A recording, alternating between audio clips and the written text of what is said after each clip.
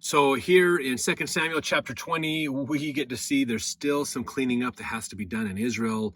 Some of the challenges of the secondary side effects of other people's bad choices is what's happening here. Again, a good example of why when leaders make bad choices, there are usually bad consequences that can happen, and things can go bad if we're not careful. So Sheba leads the tribes of Israel away from David. So again, they haven't healed that trust yet, basically. Joab slays Amasa, pursues Sheba, a wise woman intercedes. The death of Sheba ends the insurrection. So we're going to see some really interesting things here. Verse 1, and there happened to be there a man of Belial. Okay, I always remember a man of Belial is somebody who's not believing in God necessarily, or who's idol worshiping, whose name was Sheba, the son of Bichri, a Benjamite. And he blew a trumpet and said, we have no part in David, neither have we inheritance in the son of Jesse, every man to his tents, O Israel. So this is a Benjamite, somebody in one of the youngest of the tribes and the smallest of the tribes, because they're not a really good military might. They have done well in a previous civil war against the rest of Israel, but only to an extent. This guy is revolting again, going, David is still a terrible king, we need to leave.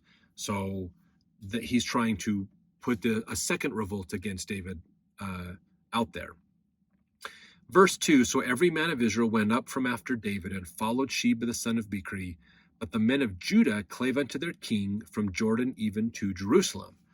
So we learn Benjamin revolted, but Judah stayed. Usually Benjamin and Judah stay together, but now they're against each other. Basically, Benjamin is leaving. They're siding with this Sheba guy, and Judah has decided we're going to stay with King David. Verse 3, so David came to his house at Jerusalem, and the king took the 10 women his concubines, whom he had left to keep the house, and put them in ward, and fed them, but went not in unto them, so they were shut up unto the day of their death, living in widowhood. Now, we might think this is kind of strange, but we have to remember a couple of points here, okay? After Absalom became the king, after David fled and left, and Absalom declared himself king, in order to encourage and kind of solidify himself as king, basically. Remember, there was the command given to him from the sneaky guy that used to be the counselor to King David. He told him, well, if you want to solidify yourself as king, you basically need to go to your dad's wives and sleep with them. That would put leadership, kind of assume you are taking the kingdom, you are taking the leadership role. In a lot of the eyes of the people, if the king's wives become your wives, that kind of puts you up as king, basically. And so he did. So we're running into a problem with this. In fact, Clarke had this to say, and I thought he put this in well in his Bible commentary book. He said, he could not well divorce them, David, meaning David could not punish them, as they were not in the transgression. So it's not like they had a choice when Absalom's like, I'm going to be king, and I'm going to establish myself as king by sleeping with all of them. It's not like they wanted to, or they really had a lot of choice or say in this matter, because Absalom made himself the king. So he couldn't necessarily, they weren't at fault, even though they were, things still went bad. So he could also no more be familiar with them, because they had been defiled by his son. So because the law says if a woman who's married has had intercourse with another man, basically she's not allowed to, her and her husband can't be intimate together anymore, because that would encourage kind of encourage that sin along in a way. So he can't be intimate with any of these 10 women. But also it says here, and to have married them to other men might have been dangerous to the state. He can't just kick them out, because again, they know stuff about David, they know stuff about the state. It would cause more problems and other issues. Therefore, as what Clarke says here, therefore he shut them up and fed them and made them quite comfortable, and they continued as widows to their death. So basically he just said, look, you guys live here, you're in the king's palace, you're going to live here, but basically you're going to have no responsibilities, and you're just going to live here until you die. I can't do anything with you. So you're just going to hang out basically until you die. So that's what they decided to do with them. Verse 4, then said the king to Amasa, remember, he is the former general of Absalom. He was the revolting general that worked with Absalom, David's son, in the previous chapters in that civil war. He said, assemble me the men of Judah within 3 days, and be thou here present. Because Amasa is of the tribe of Judah. Verse 5, so Amasa went to assemble the men of Judah, but he tarried longer than the set time which he had appointed him. So remember, he told him, you've got 3 days to assemble an army together out of Judah to go after Benjamin. And Amasa took longer than that. So that's what happened, basically. And we're not necessarily told what happened.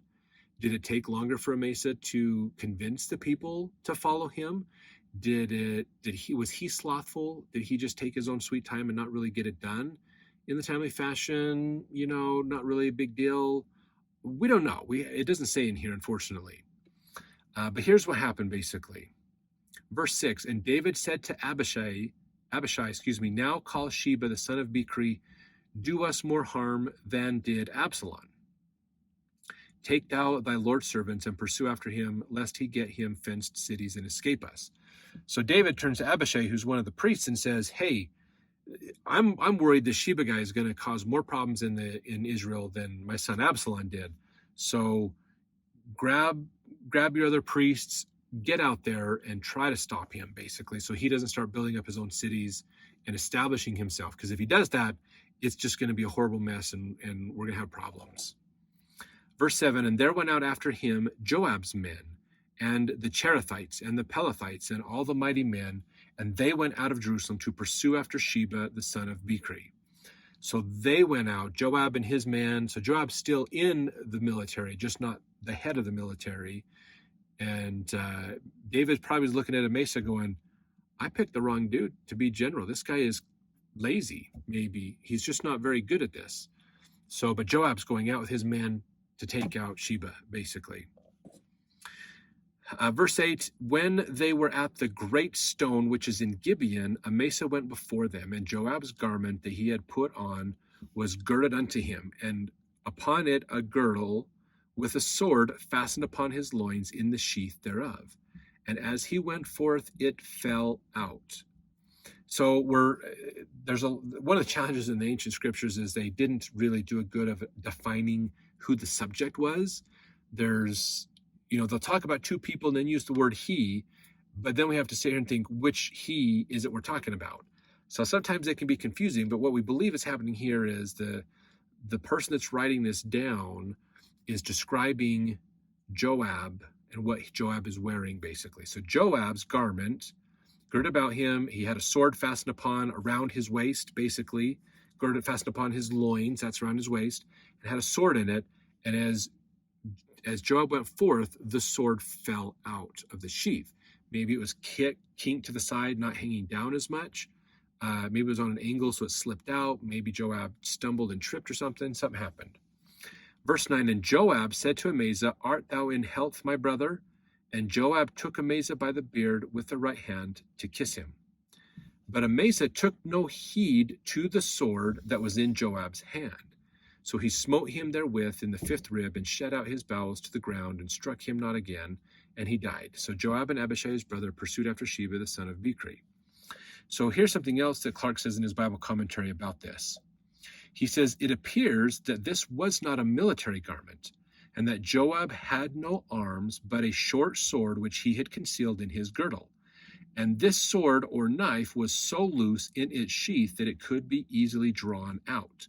It is thought farther that Joab, in passing to Amasa, stumbled, for some of the versions and able critics understand the words it fell out is what they think is what happened. Joab stumbled, he tripped, maybe caught his toe on the rock, maybe he stumbled getting off of the animal he was riding on or something. The sword falls out. Joab's not wearing full military gear. He's wearing more regular stuff or a different, more casual wear. So he's not got his huge battle sword on him. He's got a smaller, more personal sword, large knife type of thing. It falls out. Joab goes to pick it up as he's greeting Amasa, basically. And Amasa doesn't see the transition that's about to happen. So Clarke goes on and says, and that the sword fell down when he stumbled, that he took it up with his left hand as if he had no bad intention. And then, taking Amasa by the beard with his right hand, pretending to kiss him, he, with his sword in his left hand, ripped up his bowels. This seems to be the meaning of this very obscure verse. So the sword falls. Joab picks it up and is talking to Amasa, going, how are you doing? Is everything okay? Treating him normally.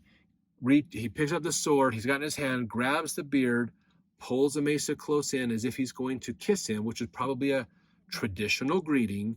So during the process of a traditional greeting, Joab executes a sneak attack.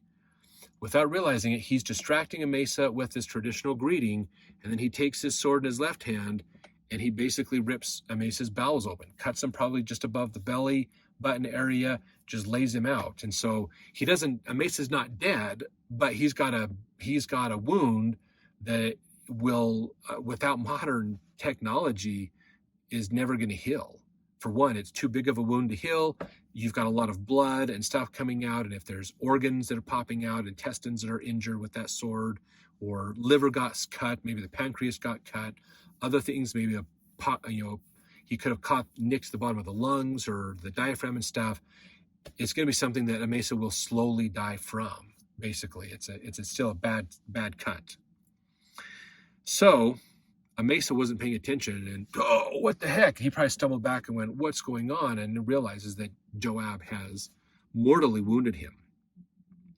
Verse 11, and one of Joab's men stood by him and said, he that favoreth Joab, and he that is for David, let him go after Joab. And Amasa wallowed in blood in the midst of the highway, and when the man saw that all the people stood still, he removed Amasa out of the highway into the field and cast a cloth upon him when he saw that everyone that came by him stood still. So this guy is like, hey, if you want to be with King David, go follow Joab. Don't follow Amasa. So Amasa eventually got there, basically with his army. And so this guy is saying, if you're with King David, follow Joab. But they're all standing there going, holy crap, what just happened to the leader? Oh my gosh, this is crazy. So they're kind of stunned at what's going on. So this guy's like, well, this isn't working so well because they're stunned. They're watching what's happening to Amasa rather than going forward to help with Joab. So the guy's like, we got to get him out of here so the people don't see him. So he drags the Amasa off to the side. Amasa's, again, not dead, but suffering greatly. Pulls him off to the side, puts like a towel or a big blanket over the top of him, and then tries to get the people to get past and get out of there, basically. So how long it took for Amasa to die, I don't know how that worked out. That's not a good situation to be in. No painkillers, no problems, guts hanging out.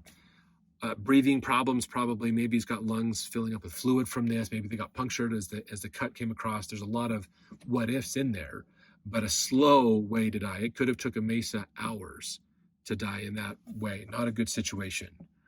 Maybe even longer. Hopefully not, though. Let's see. Verse 13, when he was removed out of the highway, all the people went on after Joab to pursue after Sheba the son of Bichri. And he went through all the tribes of Israel unto Abel and to Beth-makkah and all the Berites, and they were gathered together and went also after him. So they gathered a heck of an army to go after Sheba. And they came and besieged him in Abel of Beth-makkah, and they cast up a bank against the city and stood in the trench, and all the people that were with Joab battered the wall to throw it down. So it sounds like Sheba got to a city that had a wall, so he's got a strong defense, and they could stand up there with arrows and rocks and stones and slings and things and huck things at the army of Israel and Joab and them. So they basically dig into the ground, throw up a mound of dirt in front of them, and so there's kind of a trench for them to hide in, basically, and be safe from a lot of these artillery shells, the arrows coming in, the stones being thrown at them, and everything else. Verse 16. Then cried a wise woman out of the city, Hear, hear, say, I pray you unto Joab, come near hither that I may speak with thee. So there's a lady in the city maybe she's up on one of the walls to the side or something, and she's like, "Come here, Joab, I need to talk to you about something." Verse 17, when he was come near unto her, the woman said, Art thou Joab? And he answered, I am he. Then she said unto him, Hear the words of thine handmaid. And he answered, I do hear. Then she spake, saying, They were wont to speak in old time, saying, They shall surely ask counsel at Abel. So they ended the matter. I am one of them that are peaceable and faithful in Israel. Thou seekest to destroy a city and a mother in Israel. Why wilt thou swallow up the inheritance of the Lord? So she's going, look, I believe in David, basically, is what they're saying here. She's like, I am for David, but you're going to come into this city and wipe us out. You're going to destroy our city, and I'm probably going to die in the process, and I don't have a beef in what's going on with this. I favor David, not Sheba. And so he said, Far be it from me that I should swallow up or destroy. The matter is not so, but a man of Mount Ephraim, Sheba the son of Bichri by name, hath lifted up his hand against the king, even against David. Deliver him only, and I will depart from the city. And the woman said to Joab, Behold, his head shall be thrown to thee over the wall. So there's a good chance these people have no idea why Joab and the army is against him. And so this lady's like, why are you fighting us? What's the deal with this? And he's going, there's a traitor among you. He fled from Benjamin, and he is now in your city. And she says, oh, okay, we'll find him, we'll kill him, we'll throw his head over the wall for you, basically. Verse 22, Then the woman went unto all the people in her wisdom, and they cut off the head of Sheba the son of Bichri, and cast it out to Joab. And he blew a trumpet, and they retired from the city, every man to his tent, and Joab returned unto Jerusalem the king. So this is really interesting that we have this story in here of a woman that basically saved the people. I'm sure the people saw the army coming and they defended themselves, not realizing apparently Sheba was inside. He was hiding with his small band of followers probably, and the army of Israel comes up and starts besieging the wall, and they're starting to throw stuff over. So Israel digs in, and I'm sure Israel's going, man, what is going on? Why is this city siding with Sheba? And the city's probably going, why is Israel trying to destroy us? So they don't know the full story, but they're fighting over it. This is such a common problem that we have in personal life and in dealing with leadership in the church and things. Oftentimes the other person has a different perspective and they're responding from that perspective, but the other side doesn't realize that.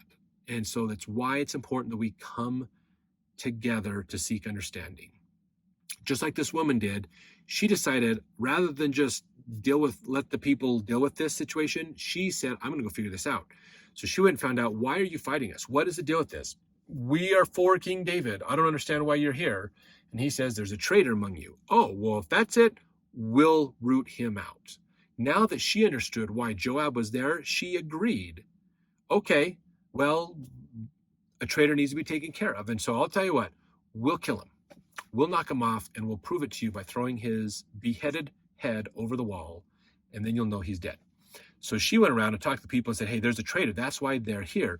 Find the traitor, kill him, cut his head off, and throw it over the wall, and Joab will leave us alone. And they're like, oh, that's it? Okay, well, let's do that. And then they get it solved. So sometimes when you have two sides that are arguing, if they're not willing to work together, then this can be a problem. And they have to be willing to work together and understand each other. And so once they do, oftentimes it's, really? That's it? It's that simple? Well, let's get that done. And let's not be angry with each other anymore. That would be a good thing. So another little good lesson for leadership in here. And taught to us by a smart woman. I think that's important. Okay. So they did that, and Joab left basically. So let's see, verse 23. Now Joab was over all the hosts of Israel, and Benaiah the son of Jehoiada was over the Cherethites and over the Pelethites, and Adoram was over the tribute. Jehoshaphat the son of Ahilud was a recorder. Sheva was scribe. Zadok and Abiathar were the priests. Ira was also the Jairite, was the chief ruler about David. So Joab is over all the hosts of Israel now. Now here's the thing that's interesting. I think that we we don't explicitly get this in here, but we have to realize, okay, Joab spent his life fighting and defending the kingdom of Israel. He fought for David and helped him out. Yes, he wasn't completely truthful with David. Like he kind of went over David's head a few times on some things, thinking his opinion was right in the time of the moment, basically. Then he berated his leader, and so his leader marginalized him and pushed him to the side. Now, Joab could have easily, out of anybody there, Joab could have been the one that started the next revolt. But Joab wasn't the one that started the next revolt. It was Sheba.